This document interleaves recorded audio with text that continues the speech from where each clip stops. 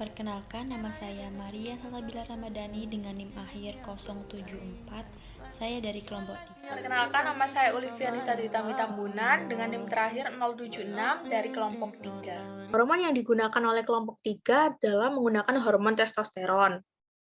Jadi, testosteron sendiri itu merupakan hormon seks pria yang jumlahnya lebih banyak daripada yang lain, dan dianggap sebagai hormon testikular terpenting, walaupun sebagian besar testosteron diubah menjadi hormon hidrotestosteron yang aktif pada jaringan target.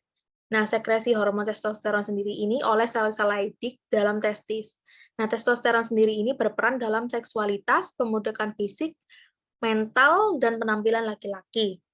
Jadi, gambar di samping merupakan skema pembentukan hormon testosteron. Nah, jadi testosteron itu diproduksi melalui aksi hipotalamus hipofisis testis dan dibentuk oleh sel-sel Leydig. Jadi, hipotalamus akan mensekresikan GnRH atau gonadotropin releasing hormone secara intermiten pada interval waktu tertentu. Nah, selanjutnya GnRH itu menstimulasi kelenjar pituitari atau hipofisis memicu produksi hormon reproduksi lainnya, yaitu LH dan FSH. Nah, gonadotropin sendiri itu adalah hormon yang menjalankan fungsi utamanya di gonad, yakni di ovarium dan testis. Keberadaannya penting untuk pengaturan dan berjalannya proses yang berkaitan dengan reproduksi pria dan wanita. Dua hormon gonadotropin utamanya itu adalah FSH atau follicle stimulating hormone yang menstimulasi gonad untuk memproduksi gamet, yakni sel telur dan sel sperma. Dan yang kedua ada LH. LH sendiri itu adalah luteinizing zinc hormone yang juga menjalankan fungsinya di gonad, namun untuk hal lain. Pada wanita, hormon ini memicu proses ovulasi, sedangkan pada pria, LH untuk mengatur proses produksi hormon testosteron. Nah, jadi setelah kelenjar pituitari atau hipofisisnya memproduksi dua hormon tersebut, LH dan FSH, nanti testosteron sendiri itu dibentuk oleh sel Leydig dan sel Sertoli yang terletak di antara interstitial tubulus seminiferus. Nah, pada pria, hormon yang diproduksi oleh kelenjar pituitari itu memiliki efek langsung pada testis untuk mengatur dua fungsi utama, yaitu yang pertama produksi sperma, terjadi sebagai respon terhadap efek FSH. Proses ini terjadi di dalam sel Sertoli yang ditemukan di dalam tubulus seminiferus testis. Nah, untuk produksi hormon steroid, yakni testosteron sebagai respon terhadap efek LH, proses ini terjadi dalam sel Leydig yang ditemukan di dalam jaringan interstitial testis. Nah, kedua produksi ini tadi menimbulkan mekanisme timbal balik yang positif-negatif yang melibatkan testosteron tersendiri. Secara sederhananya, bila kadar testosteron di dalam darah turun, maka otak akan memicu pelepasan LH yang selanjutnya memicu produksi sperma. Bila kemudian kadar testosteronnya naik di dalam darah, ini memberi sinyal kepada otak untuk berhenti melepaskan LH. Dengan turunnya kadar LH, produksi testosteron pun berhenti. Jadi faktor yang mempengaruhi testosteron itu ada beberapa, yaitu yang pertama faktor psikologis, sosial, dan biologis. Itu mempengaruhi sekresi dari testosteron sendiri. Nah, kadar dari testosteron ini akan meningkat pada waktu senang, ketika status sosial meningkat, atau setelah aktivitas seksual, dan sesudah berolahraga. Nah, kadar testosteron sendiri ini menurun pada saat sedih, pecandu alkohol, stres fisik, dan emosi. Ini menurut penelitian oleh Paxton tahun 2001. Kadar testosteron ini pada pria usia 20 tahun mempunyai kadar testosteron yang tertinggi dalam darah yang akan dipertahankan sekitar 10-20 tahun. Yang ketika memasuki usia sekitar 40 tahun akan mengalami penurunan kadar testosteron darah aktif sekitar 0,8-1,6% per tahun. Sedangkan pada usia 70 tahun akan mengalami penurunan kadar testosteron darah sebanyak 35% dari kadar semula. Sedangkan untuk usia lanjut terjadi penurunan fungsi sistem reproduksi laki-laki yang mengakibatkan penurunan jumlah testosteron dan bioavailabilitasnya. Menurut Anita dan Muluk tahun 2002 dan Muller et al. 2003 dan Alan et al. Tahun 2006. Untuk penurunan testosteron sendiri, dari 5 penelitian terbaru menunjukkan bahwa kadar testosteron lebih rendah adalah penanda prediktif yang signifikan untuk kematian bahkan setelah mengendalikan efek dari kondisi komorbiditas. Pada tahun 2004, Soros melaporkan bahwa hipotestosteronemia adalah penanda kematian dalam kelompok 44 pasien rawat inap geriatri dalam periode 6 bulan. Kemudian ada peran testosteron. Perkembangan otak mamalia di daerah syaraf dengan reseptor testosteron yang sesuai atau metabolitnya mempengaruhi pola kematian dan kelangsungan hidup sel, konektivitas saraf, dan karakteristik neurokimia. Akibatnya, paparan testosteron selama periode kritis perkembangan awal menghasilkan perubahan perilaku permanen. Pada manusia, perilaku yang terpengaruh termasuk perilaku bermain masa kanak-kanak, orientasi seksual, identitas gender inti, dan karakteristik lain yang menunjukkan perbedaan jenis kelamin. Pengaruh ini telah ditunjukkan terutama pada individu yang mengalami kelainan hormon prenatal yang nyata dan ambiguitas terkait perkembangan genital, misalnya hiperplasia adrenal kongenital.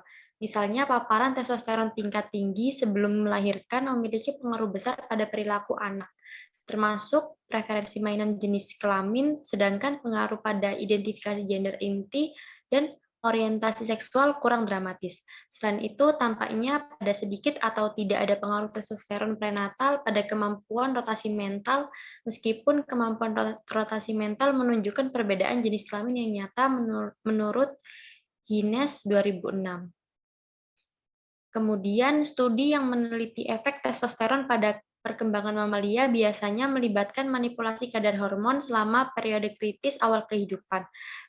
Periode kritis ini sesuai dengan periode ketika jantan berkembang dari spesies secara alami menghasilkan hormon testis, termasuk testosteron yang menghasilkan kadar testosteron yang lebih tinggi pada jantan daripada betina.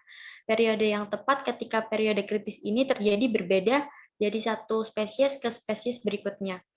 Pada tikus misalnya, periode kritis primer terjadi pada masa neonatus, dari sekitar hari pertama hingga hari ke-10 kehidupan pasca kelahiran.